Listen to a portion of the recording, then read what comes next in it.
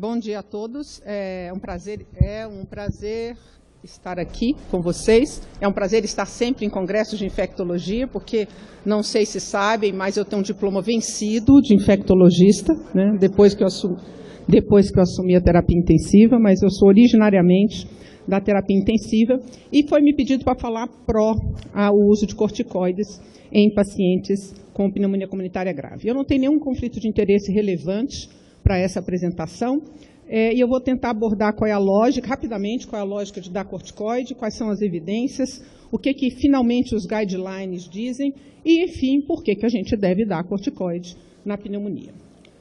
A lógica, eu acho que pertence ao universo de conhecimento de todos nós. Nós temos que modular essa resposta inflamatória que acontece no pulmão, mas também temos que evitar que essa resposta inflamatória gere lesão alveolar, evoluindo para quadros de síndrome de desconforto, ou tratar uma síndrome de desconforto já isolada, da mesma forma como nós sabemos que existe nesta resposta inflamatória, que faz parte da sepse e do choque séptico, desarranjo do eixo hipotalâmico hipofisário e refratariedade ao corticoide, mesmo nas fases iniciais, onde os níveis de corticoide podem estar elevados. Sem dúvida, a grande lição desse primeiro slide é lembrar que PAC grave é sepse.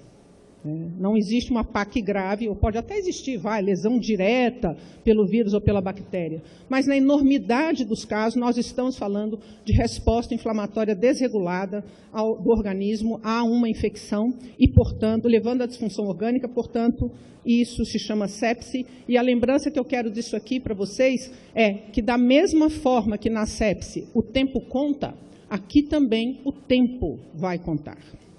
E a gente vai voltar nesse assunto. Então, primeiro vamos fazer alguns combinados. O primeiro combinado é que nós estamos falando de dose baixa de corticoide, no máximo 400 miligramas, e na grande verdade nós estamos falando de 200 miligramas de hidrocortisona ou equivalente, porque as doses altas fazem parte do nosso passado, sabemos que elas podem sim ter efeitos colaterais e induzir imunossupressão excessiva. Segunda coisa é que eu espero que a gente não tenha que discutir que a gente tem que dar corticoide para paciente com CAP e choque séptico. Por quê? Porque nós intensivistas, já damos corticoide para o paciente com choque séptico. Embora as diretrizes, elas se baseiem um pouco na dose de noradrenalina que o estudante está tomando, né, é uma sugestão concreta que esse paciente tome, porque nós temos esses dois grandes estudos, o ANANI com redução de mortalidade e o Adrenal com sem redução de mortalidade, mas com redução de tempo de internação em UTI, redução de tempo de ventilação mecânica e também redução do uso de derivados sanguíneos, que é importante a gente mencionar quando a gente for falar de segurança. E esses estudos, portanto, demonstram claramente, em quase 7 mil doentes, que há impacto em desfechos clínicos relevantes. O Adrenal, em pacientes mais graves, em menos graves, não teve impacto em mortalidade, e o Aprox, com uma população mais grave, teve impacto de mortalidade. Mas o mais interessante é que, dentro do subgrupo de pacientes, e esse é um estudo publicado esse ano, né, uma análise de subgrupo dos pacientes do Aprox, ou seja, pacientes com choque séptico, cuja causa era PAC, e isso correspondeu a 60% dos pacientes do estudo, a gente tem uma clara interação com melhora de mortalidade. O que significa que, provavelmente, no Aprox está acontecendo o que a gente entende que é heterogeneidade de tamanho de efeito, alguns pacientes que se beneficiam, outros que não se beneficiam, e quando você mistura, você acaba neutralizando este efeito. Outra coisa que eu espero que eu não gaste mais do que 30 segundos para dizer é que a gente não precisa convencer ninguém que é para dar corticoide em paciente com COVID que está sob suporte ventilatório. A gente foi muito eficaz na terapia intensiva para responder essa pergunta quase imediatamente, quando a pandemia começou, né, nós fizemos aí parte de guidelines sobre isso, e desde o primeiro deles, em 2019, está lá, sugestão usar corticoide em paciente com COVID, com suporte ventilatório, novos guidelines publicados aí em JAMA e tudo, sempre com a mesma linguagem, né, é para se usar corticoide no paciente com suporte ventilatório. O que talvez a gente ainda não saiba com muita certeza é se é para usar 6 miligramas, se é para usar 12 miligramas. Nesse estudo, a dose foi equivalente. No recovery, foi lesivo usar mais do que 12 miligramas. E hoje a gente tem uma revisão sistemática sugerindo o uso de 12 miligramas e não de 6. Vamos voltar no assunto agora, porque nós não vamos falar disso, a gente vai falar de PAC. E de PAC a gente pode escolher qual meta-análise a gente gosta mais. Eu gosto mais dessa daqui, que é da Cochrane, e desde há muito tempo diz que existe efeito em mortalidade com o uso de corticoide. Já o Daniel gosta mais dessa daqui, que diz que não existe efeito em mortalidade quando você usa corticoide para PAC. A grande questão é que ambas essas meta-análises não contêm os 2 estudos mais recentes e os 2 melhores estudos. Isso é uma lição para nós. Quando a gente quer fazer meta-análise, depende muito de qual estudo você está incluindo dentro da sua meta-análise. Qual é o seu critério de inclusão? Então, eu acabei de mostrar 2 meta-análises com resultados diferentes. O Daniel vai tentar convencer vocês que não. E eu vou tentar convencer vocês que sim. O Daniel também vai tentar convencer. E não é só isso, né? Naquela época, quando ainda não haviam esses estudos mais recentes, nossos guidelines, inclusive esse da TS, recomendava não usar.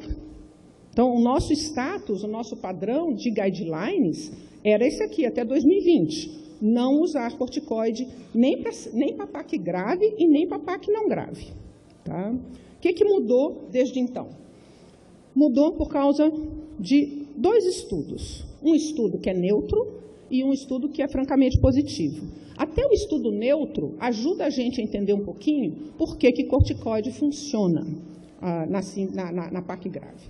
Então, o ESCAPE, que foi publicado em 2022, ele tem algumas características. Ele, lógico, parte do pressuposto que regular a resposta inflamatória vai ser algo benéfico. Ele inclui pacientes com PAC grave, que tenham pelo menos um critério maior ou 3 menores da IDSA. Lembrando que os critérios maiores são choque ou sim desconforto. E aqui vai o X da questão. Ele incluía pacientes que pudessem ter estado em disfunção associada à PAC em até 72, 96 horas. Portanto, esse estudo é para PAC tardia. O que foi que eu falei no meu segundo slide? Sepse tem tudo a ver com tempo. Né? Então, eu também já acho que vai dar neutro, porque dá um negócio 4 dias depois não vai resolver coisa nenhuma. Né? Então, o que eles fizeram? Eles deram metilprednisolona 40 miligramas contínua, tá? Durante 7 dias, e daí foram diminuindo a dose até completar 20 dias de tratamento. E o desfecho primário deles era mortalidade em 60 dias. Eles supuseram que a mortalidade no grupo placebo ia ser 28% e que eles fossem capazes de enxergar uma redução de mortalidade de 7%. E para poder fazer isso, eles precisariam de 1.406 doentes. Qual que é o problema? Eles terminaram o estudo com 580, portanto, já é um estudo underpower, certo? Se houver aquela redução de mortalidade, eu não vou conseguir enxergar, porque eu só incluí metade dos pacientes que eu deveria incluir para enxergar uma diferença de mortalidade de 7%. Por que eles só incluíram 580?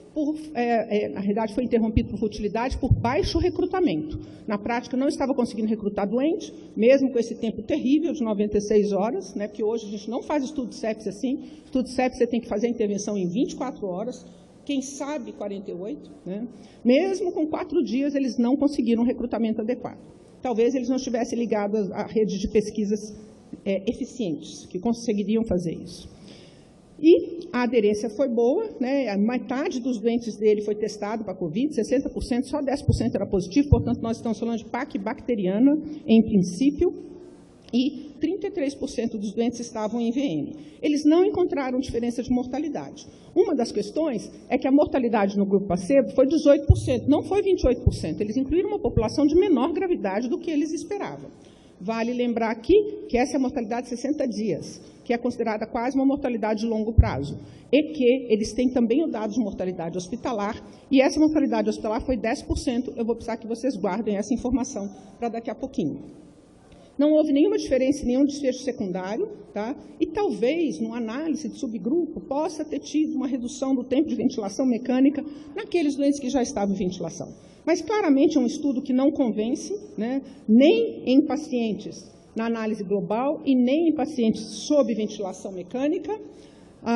O que ele ajuda é que não houve diferença em desfechos de longo prazo ou de efeitos colaterais e, aparentemente, não há nenhuma análise de subgrupo, não há heterogeneidade de tamanho de efeito, não existe um subgrupo que se beneficie, mas a gente precisa lembrar que esse estudo inclui uma população muito heterogênea de pacientes. né? É muito confuso, todo mundo junto, porque tem alguns doentes que receberam com poucas horas e tem doente que recebeu com 4 dias. E a gente não pode achar que uma intervenção para modular a resposta inflamatória vai funcionar igual se eu der com 12 horas ou em 4 dias. E isto pode ter sido muito grave para esse estudo.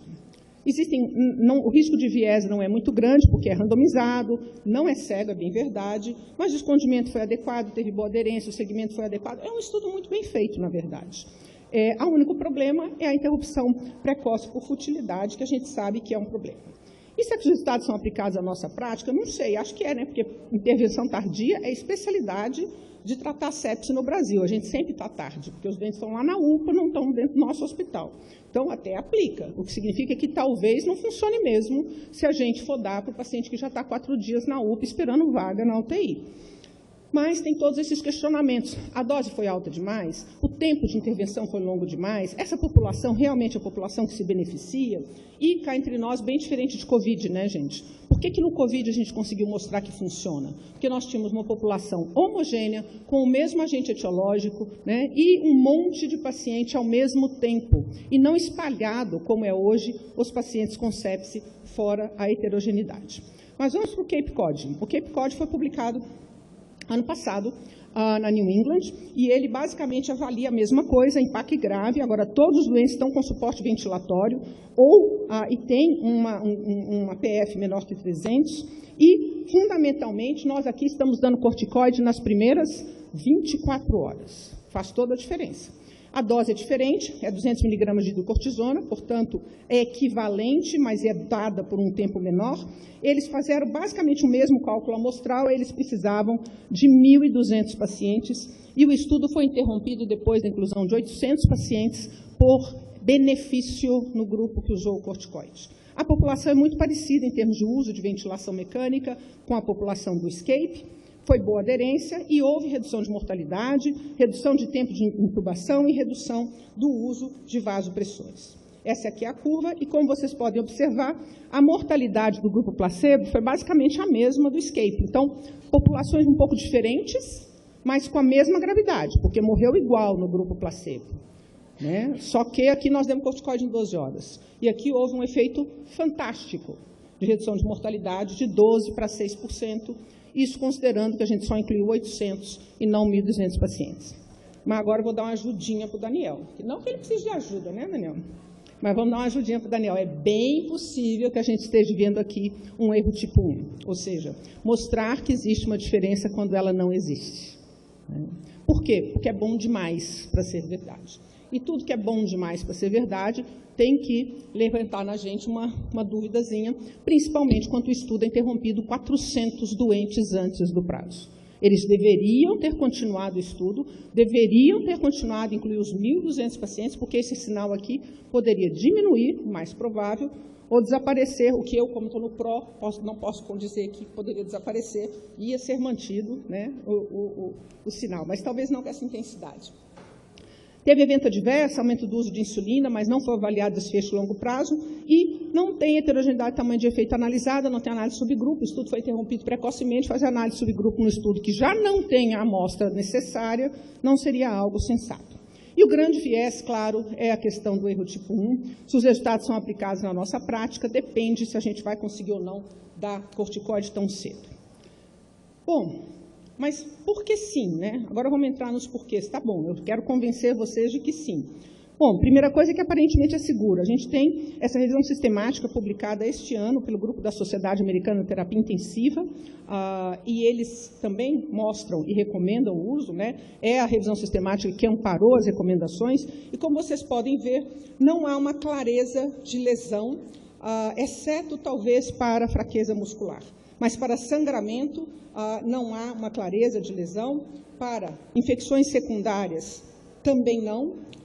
Para hiperglicemia, claro, sim, vai aumentar a hiperglicemia. Se isso é importante ou não, no caso de você reduzir mortalidade, é a pergunta que cabe.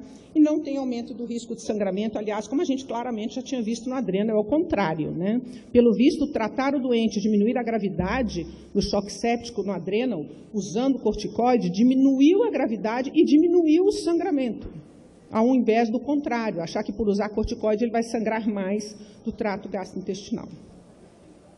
E, de novo, a gente sempre pode gostar e querer mostrar a meta-análise que a gente precisa. No caso, eu estou mostrando essa meta-análise, vai que Daniel vai mostrar outra. Essa já inclui os estudos do Dequinho e do Meduri, o ESCAPE e o Cape Cod, e ela conclui claramente a favor do benefício em termos do uso de corticoide. Também pode ser dito que meta-análises chinesas têm que sempre trigar não é xenofobia, é realmente uma questão científica, né?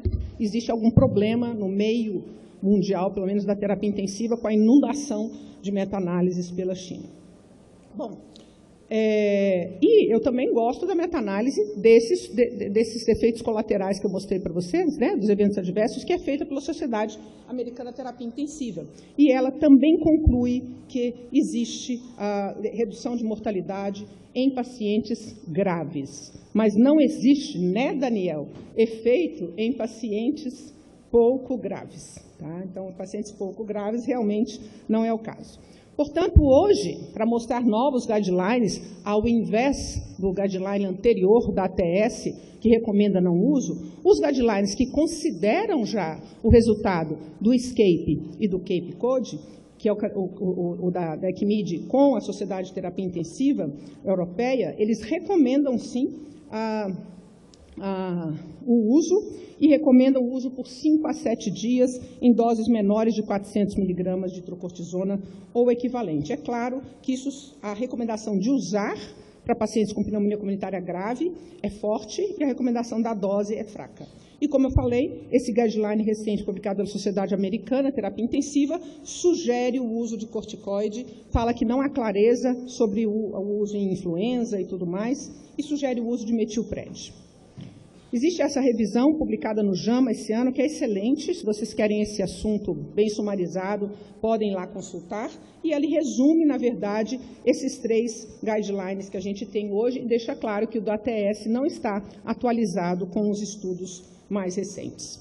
Nós não vamos falar sobre influenza, por quê? Porque não tem nenhum estudo randomizado para paciente com influenza, é tudo estudo observacional, mas, em princípio, as recomendações são para não usar em pneumonia comunitária grave e viral. Então, as minhas mensagens finais quais são? Devemos dar corticoide para COVID grave. Não há muita dúvida em relação a isso. A gente pode discutir qual é a dose. Podemos dar corticoide para choque séptico. Eu ia escrever devemos, mas como eu sou autora do Surviving Sepsis, como sugestão, eu sou obrigada a escrever podemos, né? Mas eu dou corticoide para todo paciente com choque séptico. Para pacientes com CAP de suposta origem bacteriana, há evidências suficientes para amparar o uso de dose baixa, equivalente, vá lá, a 200 miligramas de hidrocortisona. Parece que o início precoce é o grande separador entre estudos neutros e estudos positivos. A duração da dose, a duração e a dose, e como é que a gente vai reduzindo esta dose, não estão muito bem definidos, mas parece ser seguro. E antes de agradecer, eu gostaria de fazer um disclosure pessoal, que é esse aqui. Outra ajudinha para o Daniel, tá? Depois tem que pagar. Eu não uso corticoide para CAP. Ainda. Mas estou amadurecendo. Quando o doente é muito grave, eu uso. Mas, vai lá, vamos ouvir o Daniel. Ele vai dizer, e quem sabe a gente chega a um consenso nesse final. Muito obrigada.